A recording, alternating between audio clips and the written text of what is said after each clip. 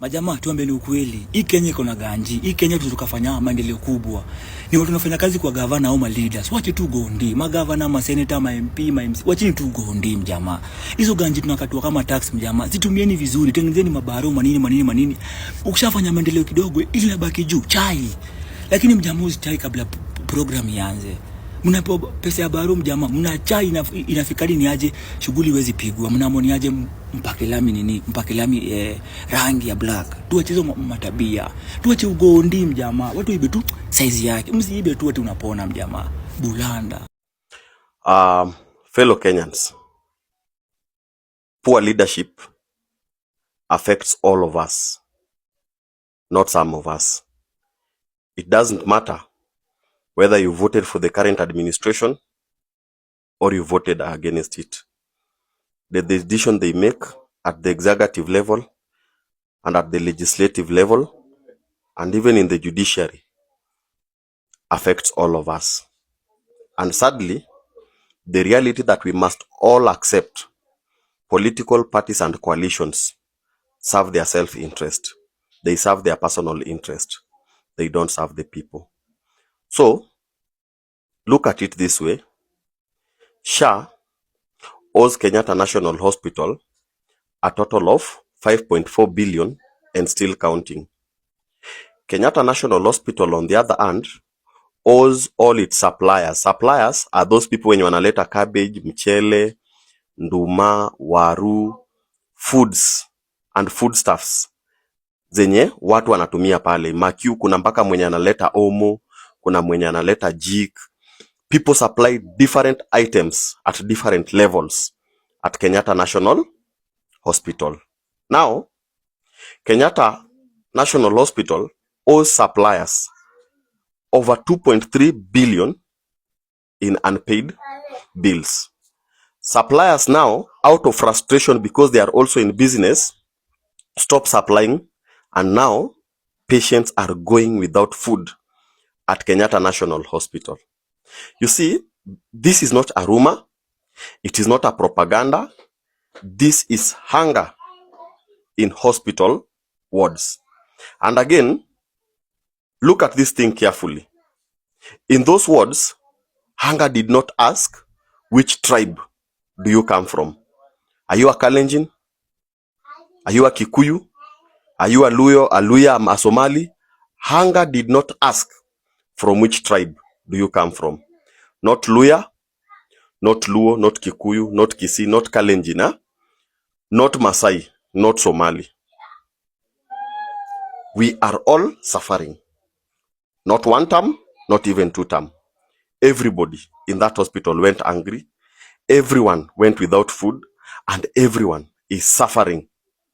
But President William Ruto is busy telling us about how he will make Kenya Singapore, about how he will transform this country to be like Japan or Malaysia. One thing President William Ruto will not tell you is that he promised Hustler 7. This man we campaigned for, this man we supported. President William Ruto told us this government will be a government of the people, for the people, by the people, with the people.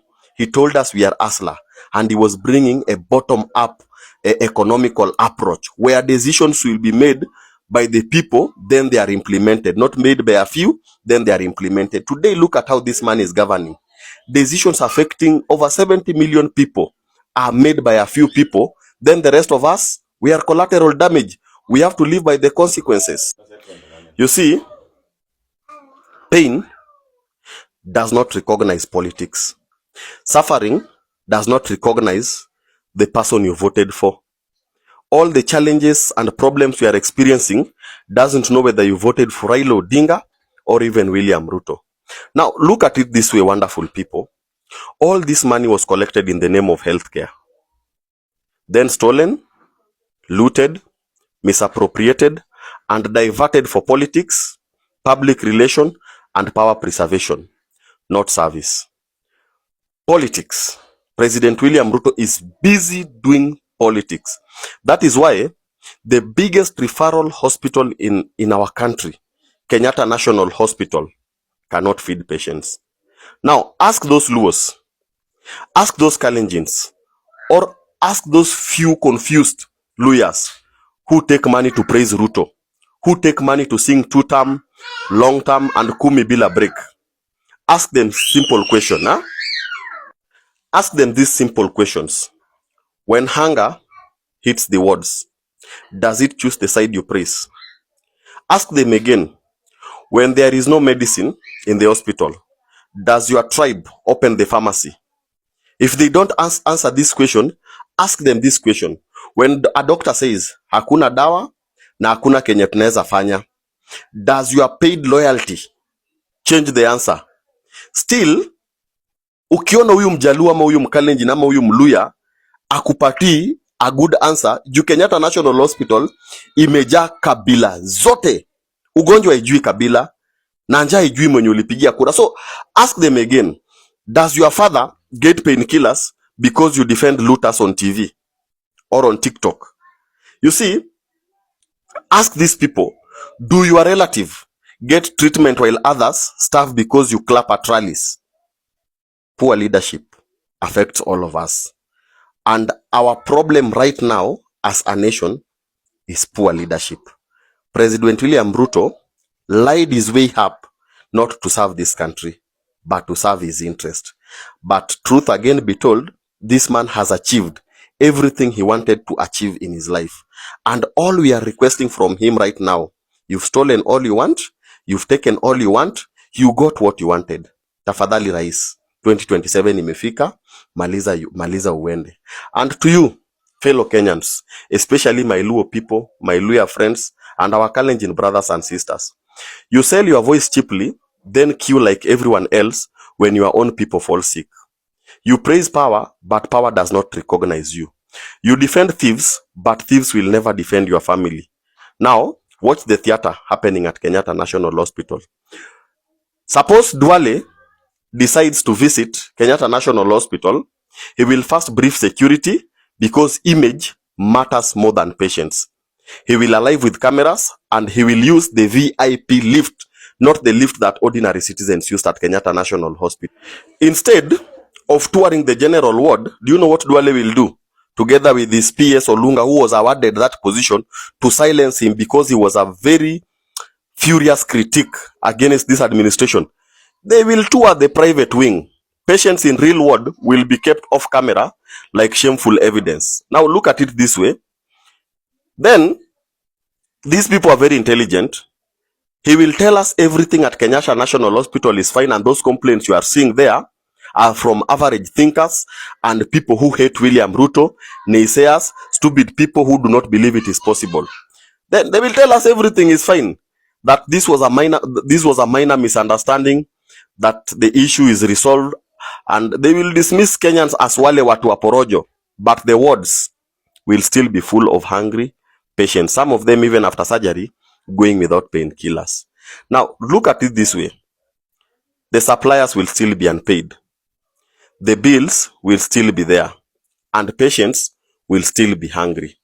Where did we go wrong as Kenyans? We believed a liar. We elected greedy men. We sided with the people who do not care about us.